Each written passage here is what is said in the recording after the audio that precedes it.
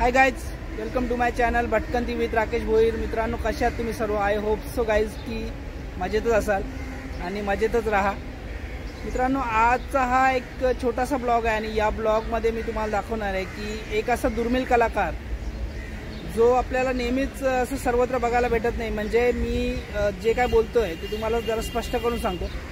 तुम्ही बासुरी वादक खूप ऐकले असतील किंवा बासुरी वाजवणारे खूप बघितले असतील, पण हा जो कलाकार आहे तो तोंडाने नाही तर गाईज नाकाने बासुरी वाजवतो।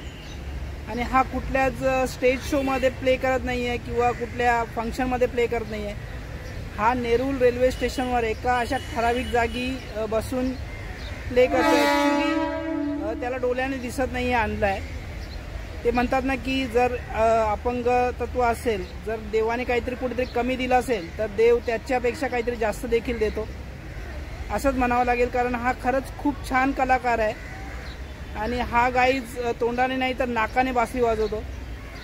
आणि हा नेरूळ रेल्वे स्टेशनवर अशा एका ठराविक जागी बसतो जिथून प्रवाशांचं नेहमीचं येणं जाणं आहे। भरपूर प्रवासी तिथून ये जा करत असतात आणि आपण याला भिकारी नाही म्हणू शकत, कारण हा भीक नाही मागत आहे।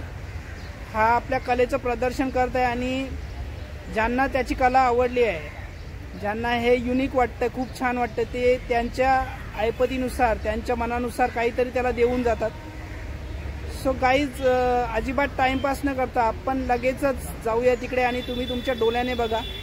आणि खरंच खूप छान बासुरी प्ले करतो तो, मी याच्या अगोदर ऐकलेलं आहे।